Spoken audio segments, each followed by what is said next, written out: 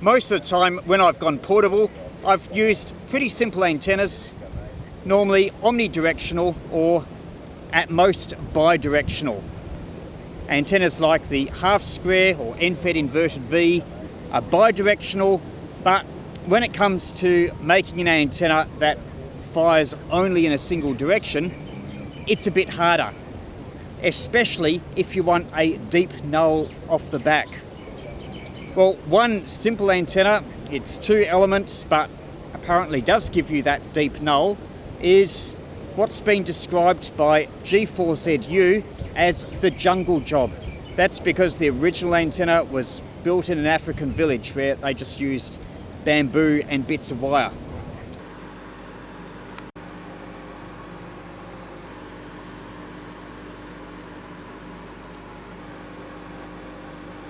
A bow and arrow, that's another name of the antenna. The reason for that name, bow and arrow, is that the radiating element is straight, but the reflector is bent.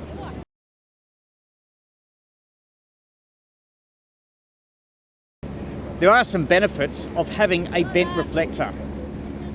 The idea is that the ends of the reflector are brought close to the driven element, and that gives you a bit of extra directivity. It's called critical coupling, and it's also used by Les Moxon in his famous 2-element Moxon antennas. Basically 2 elements that are sort of a shallow U-shaped and the ends are bent in on each other. That can save a bit of space. And before that, the VK2ABQ antenna. Anyway, I'm here at the beach and I'm trying a jungle job for 15 metres.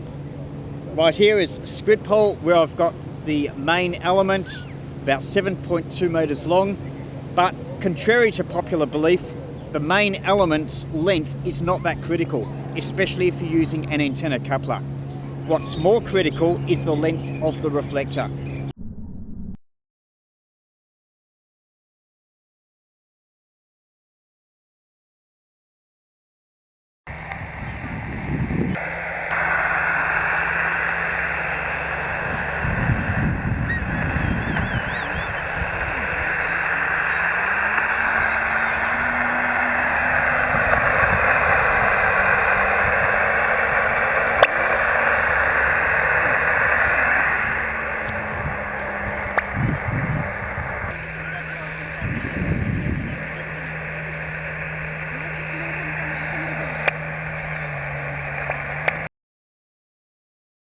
The main element here is 7.2 metres long, roughly a half wavelength on 15 metres, and that's straight, just running along the skrid pole, and the reflector is a total of 6.8 metres, and I've just got it tied to some fishing line here to hold it out. So this antenna only requires a single mast.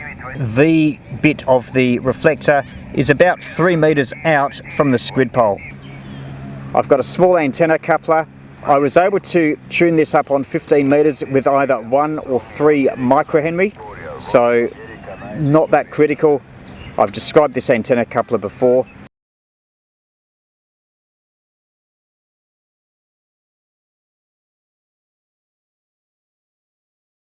But the basic thing about this antenna, and you could use it just with the driven element, is that it's pretty close to being an off-center vertical dipole. And because I've fed it almost at the end, there's only 80 centimetres of wire here dropping down, it's a high impedance, whereas if I was to feed it up near the centre, it would be a much lower impedance. And the reason why I've fed it off-center is purely ease of putting it up, and because you don't have the feed line in the way, because the feed line is down near the bottom of the antenna, and it's shorter, it's more manageable than if I had the feed line branching off higher up, and it would mess around with the radiation pattern as well. So I've got this set up as a off-center vertical dipole, and I was able to tune that up on 15 metres and probably a lot of bands okay. As far as the reflector, that's just some fishing line. And I've got pieces of chopping board, or actually a bit thinner than that, but same material, and just insulated wire there. You can probably see just in the middle of the screen another bit of chopping board, a little bit bigger, using some fishing wire, and that just is held with a peg in the ground.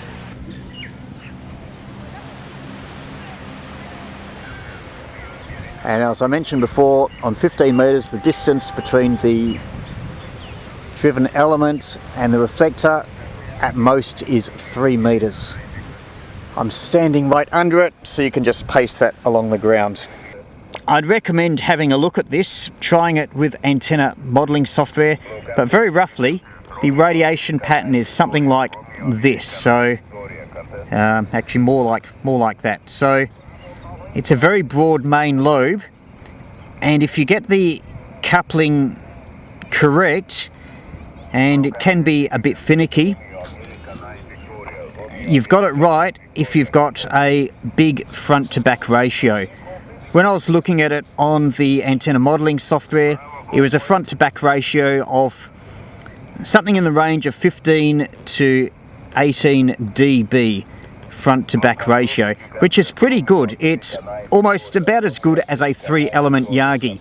2-element Yagis generally have around 5 dB forward gain, but their front to back ratio isn't very good, whereas this probably only has about as much gain as a 2-element Yagi, but a much better front to back ratio. And that could be useful if you're operating at a portable location like here, where you've got all these buildings and suburbia, and you might be getting interference. There might be power lines, people's TVs, power supplies, whatever. And if you're here on the beach and you want to fire a signal out that way, and you want to make contacts with people in that direction, then it's good for both transmit and receive to have directivity over that way. And you might notice particularly on receive the effect, if you've got this operating correctly. After all, a 15 dB front to back ratio is nothing to sneeze at, and it can make the difference between signals being readable and not being readable.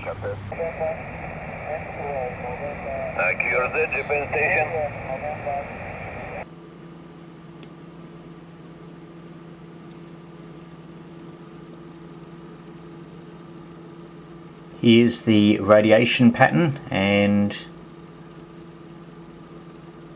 based on this, 4.3 dBi forward gain, so not a lot,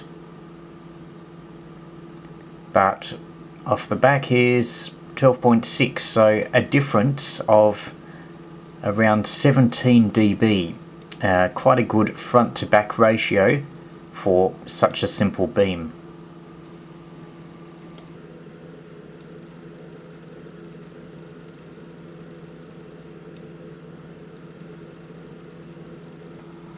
The thing about this pattern is there's not a lot of difference between the sides and the front, but there is a very large difference between the front and the back.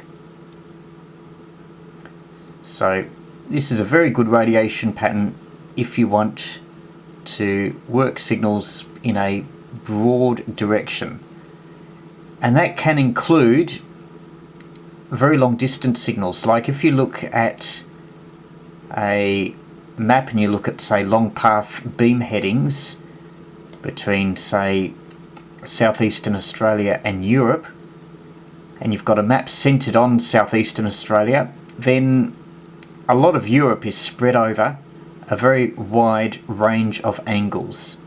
And same if you look at a map of Europe, because Australia's on the other side of the world, Australia is spread over a very large range of angles. So this is actually quite an advantageous pattern if you want to work some long distance DX.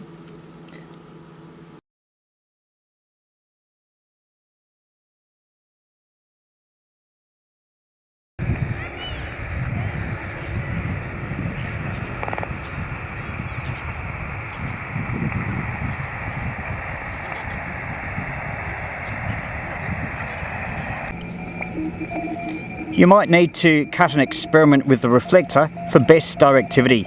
The other thing that's critical is the spacing. As an example, originally I had the reflector at 7 metres total, 3.5 metres a side, and I wasn't really able to get much directionality at all. But I cut 20 centimetres off and it made a big difference. And the other thing I suggest is having some flexibility with how you adjust the angle. You might need to change the length of this at the top. I think I've got about a 1 metre, 1.1 metres of fishing line. It's a bit easier to make the changes at the bottom. You might have to make changes at both ends, but just experiment with the angles. And I'll just show you what I've got here. I've just got a bit of wood that I found on the beach and the fishing line here, and you just experiment with the length so that you can pull the antenna in a bit and maybe try different angles, or maybe pull it down towards the sand. Just experiment a bit for best directivity. And it's a good idea if there's a station that's holding a frequency and calling CQ for ages and ages, then that's a good opportunity to find a signal from a continuous source, and then you can do experiments with directivity just as I did. Here's a close-up of what I've got on the top of the pole, or it's actually about 80 centimetres down from the top. This gives it a little bit more rigidity than if I had it right at the top. Again, a piece of chopping board. Here's the fishing line for the reflector. Here's where I've tied off the main element. And this pole is a 9 metre skrid pole. And I've got all but one of the sections extended. And this is a Haverford pole for those in Australia. And if you want one of these, then jump onto the Haverford website and put in VK3YE as the discount code. And I've just got a couple of Velcro straps here, and hammered into the ground is this piece of angle aluminium.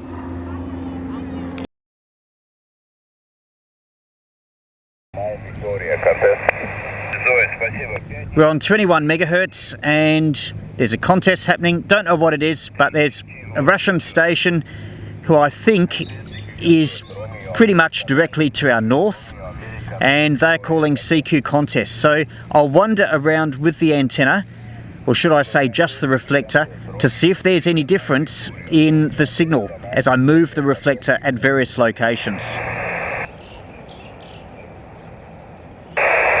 CQ contest, Romeo America 9 Victoria, Romeo America 9 Victoria contest. Радио 6, Дмитрий, Борис, Тамара, спасибо. Доброе утро, 59503. Now we're favouring north, the reflector is to our south, and as you can hear, very strong signal from the Russian. Роман Анна 9, Джук, всем участникам. Радио Анна 9, Джук, 9, Джук, всем участникам. 3 более Люба, спасибо. А у нас кисло было здесь, 9 Джук.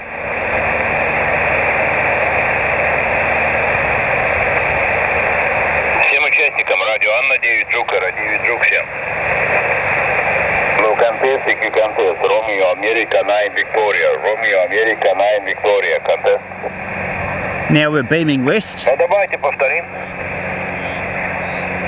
3 Боря Люба, 59504.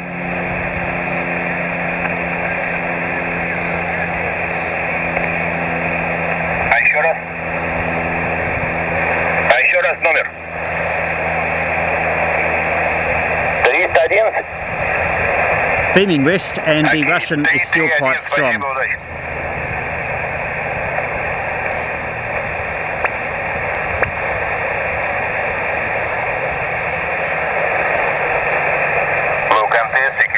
Romeo America 9 Victoria, Romeo America 9 Victoria contest. Low contest, CQ contest, Romeo America 9 Victoria, Romeo America 9 Victoria contest. Low contest, CQ contest, Romeo America 9 Victoria, Romeo America 9 Victoria About contest. to beam south. Low contest, CQ contest, Romeo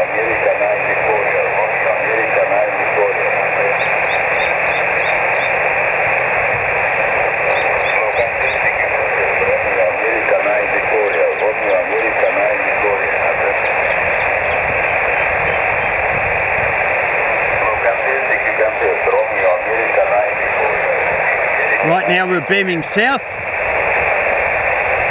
He's now very weak.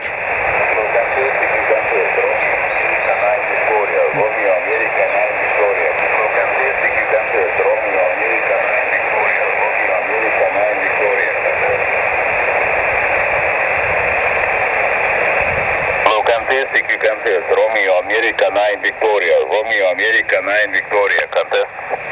Now beaming west. Роман, киловатт, 5 киловатт, спасибо. 5,9, 5:05. 11:52 логи, спасибо. No contest, EQ contest, Romeo America 9 Victoria, Romeo America 9 Victoria, contest. Now beaming north.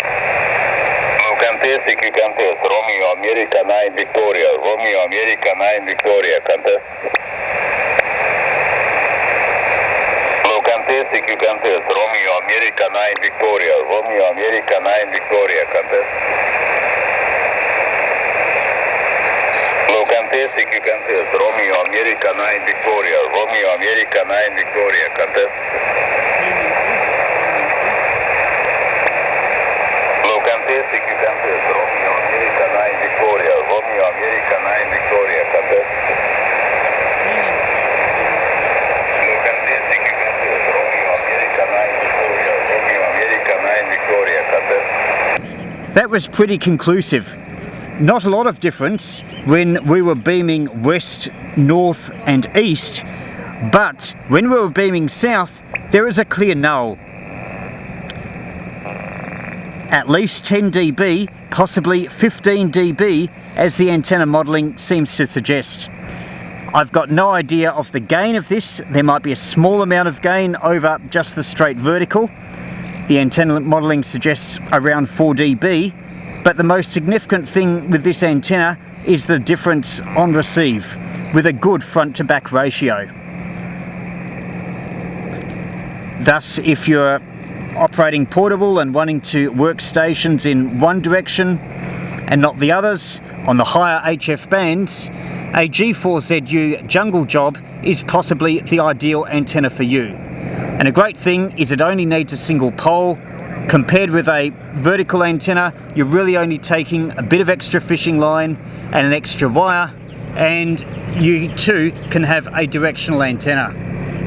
Bit of a disadvantage with this antenna is I've got it a fair distance from the water, probably about 20 or 30 metres, and the reason why I've had to do that is because I've had to have a tie-off point for the reflector that's in just on these dunes where no one can trip over them. But if you're able to arrange things so that you can be close to the water and still have a tie-off point for the reflector, maybe if you're right up against a pier, there's a pier just in the background there, then you could get the antenna close to the water and have directivity, so you'd have the best of both worlds.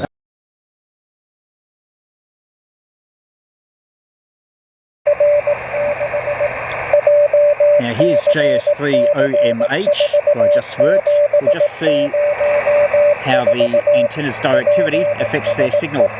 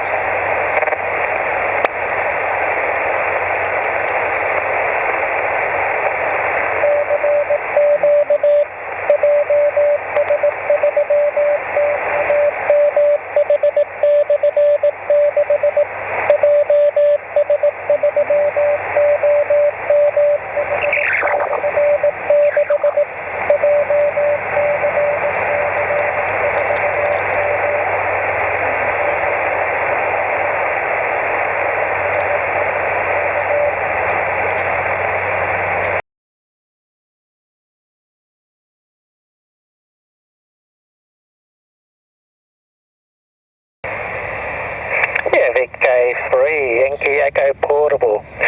Good afternoon there. I think it is Peter. Name this way is Nik November India Kilo. How do you copy there? Over. We've got you here 5 and 7, 57 your report. And we're just south of Frankston. In a little local park here. Bit of a footy oval or something like that, and a few trees and a park bench. So just playing with a G90. And got a dipole up, but it's facing east-west, so probably not quite at Chelsea way. Back to you. Yeah, okay, no, that was a 5 and 5, 55, so probably a couple less points lower, and it seems to be fairly steady, so should be a half reasonable result. What's the antenna there, Peter? Over? I'll just put it back to you, and by the time I return, I'll be beaming straight in your direction. VK3ZK, VK3YE portable.